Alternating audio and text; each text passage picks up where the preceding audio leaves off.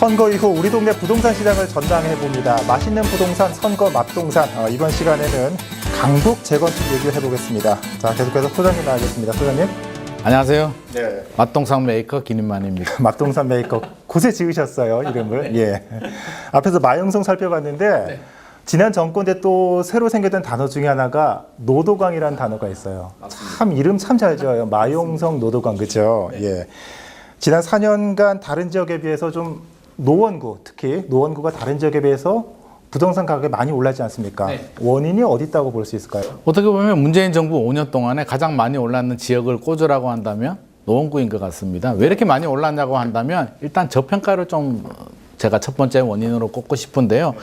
2008년도 이전만 하더라도 노원구가 진짜 저평가였습니다. 굉장히 저평가라기보다는 저가였는데 버블 세븐 중대형에서 이제 중소형으로 트렌드가 바뀌면서 노원구 쪽이 많이 오르긴 했는데 그래도 상대적으로 보면 상당히 저평가가 되었고요.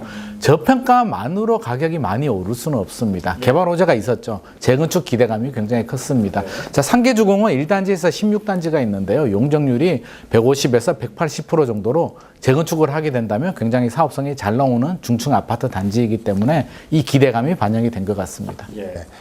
자, 이 선거 이후 민선 8기에도 이 노원구의 현재 진행형인 좀 대규모 개발 사업들이 있지 않습니까? 뭐 교통도 있고 어떤 것들이 있을까요? 교통 개발 호재도 있고요. 그 지역 개발 호재도 있고요. 재건축 개발 호재도 있는데 교통을 본다면 요즘 골드라인이죠. 뉴스 보면 대통령 공약에도 이제 단골 메뉴로 등장하는 GTX, GTX-C가 들어오고요. 지역 개발 호재라고 한다면 우리 양질의 일자리 이야기했잖아요. 양질의 일자리가 부족하다. 노원구도 양질의 일자리가 부족해서 베드타운처럼 그 부분이 가장 단점이고 아쉬웠는데 창동 기지창역을 그렇게 비즈니스타운으로 개발한다는 프로젝트가 있습니다. 이게 제대로 진행이 된다면 양질의 일자리 문제도 상당히 도움이 될 것 같고요. 세 번째는 재건축 기대감 역시. 그래서 지금 재건축이 핫 이슈잖아요. 서울은 개발이 완성된 도시이기 때문에 재건축 재개발이 아니면 새 아파트 공급이 어려운데 바로 노원구가 1단지에서 16단지까지가 모두 다 재건축 기대 단지이기 때문에 이 모든 것이 반영이 되면서 큰 상승을 기록한 것 같습니다. 지금도 말씀해 주셨지만 이 노원구의 재건축 이슈가 굉장히 뜨겁지 않습니까? 특히나 좀 윤석열 정부, 오세훈 시장도 좀 부동산 시장의 규제 완화를 내세웠고 어떻습니까? 이런 것들이 좀 뭐 직접적으로 영향을 미칠까요? 뭐 정밀 진단 완화도 있고 무슨 뭐 재건축 초과이익 환수제 완화 등도 있는데 노원구에 좀 호재로 작용되는 겁니까? 호재로 작용될 수 있습니다. 우리가 정비 사업 같은 경우에 재건축도 그렇고요, 재개발도 그렇고요. 재건축 기준에서 말씀드리면 각 단계가 있거든요. 추진위도 있어야 되고요, 안전진단도 받아야 되고요, 조합 설립, 건축 심의, 사업 시행 계획인가, 관리 처분 계획인가 각 단계를 밟아야 되는데 그 단계별로 서울시와 구청의 역할이 굉장히 중요하고요. 규제만 보더라도 안전진단, 가장 초기에 시작되는 안전진단에서 지금 문이 막혀 있거든요. 이거는 국토부 정부가 풀어줘야 되는 부분인데 문재인 정부에서 꼭꼭 묶었기 때문에 윤석열 정부에서 풀어준다라고 지금 이야기를 나오고 있기 때문에 적어도 안전진단의 문턱은 넘어야 재건축이 진행되기 때문에 굉장히 중요하고요. 마지막 단계에서는 초과이익 환수가 기다리고 있습니다. 많이 남았는데 환수를 많이 하게 되니까 아무래도 재건축을 좀 안 하게 되죠. 그래서 초과이익 환수도 좀 손을 보려고 하고 있는데 이제 국회 문턱이라든지 여러 가지 절차가 남아있기 때문에 지켜봐야 되겠지만 정부와 서울시와 구청에서 노력을 한다면 속도는 빨라질 것 같습니다. 그렇군요. 자, 그런데 이 노원뿐만 아니라 다른 자치구들 뭐 후보들의 공약을 살펴보면은 재개발 재건축에 속도를 내게 하겠다, 이런 공약들이 많았거든요. 그런데 이 재개발 재건축에 구청장이 할 수 있는 일이 뭐가 있을까 궁금해하시는 분들도 많으실 것 같은데 어떻습니까? 이런 정비 사업에 구청장이 어떤 역할이 중요한 겁니까? 구청장의 역할이 굉장히 중요합니다.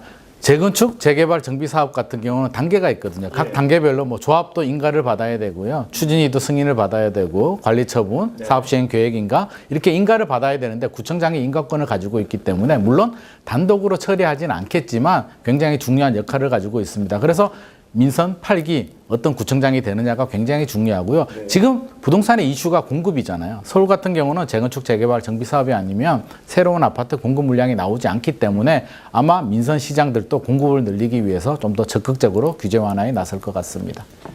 좀 계속 규제 완화 얘기가 나오니까 좀 관련 질문을 좀 하나 드리겠습니다. 지난 정부의 좀 임대차 3법 중에 전세 세입자를 위한 계약갱신 청구권이 오는 8월부터 종료가 됩니다. 네. 벌써부터 이 해당 전세들이 좀 들썩거리고 있다는데 전세 시장 어떻게 변화될 거라고 보십니까? 이게 종료된다는 의미가 이제 계약갱신 청구권, 주택에 대한 계약갱신 청구권은 한 번만 사용이 되거든요. 2년을 사용했기 때문에 사용하신 분들은 더 이상 카드가 없기 때문에 이제 두 가지 선택지가 남아 있습니다. 네. 다른 집을 찾아 나가거나 아니면 올려주거나 두 가지 선택지가 있는데 다른 집을 가더라도 이미 가격은 이렇게 많이 올라가 있어서 사실 선택지가 많이 없어요. 그래서 지금 전세 문제 8월 이후 지금부터도 시작되고 있습니다. 이미 몇 달 안 남았잖아요. 그래서 지금부터 얼마를 올려줘야 되느냐 계약을 하고 있는 상황이기 때문에 전세 시장은 불안해질 수밖에 없고요. 전세 시장이 불안해지고 전세 가격이 올라가면 매매 가격을 밀어 올리는 역할을 하기 때문에 굉장히 예의주시를 해야 되고요. 이 전세 시장을 어떻게 안정화시키느냐가 또 새로운 민선 8기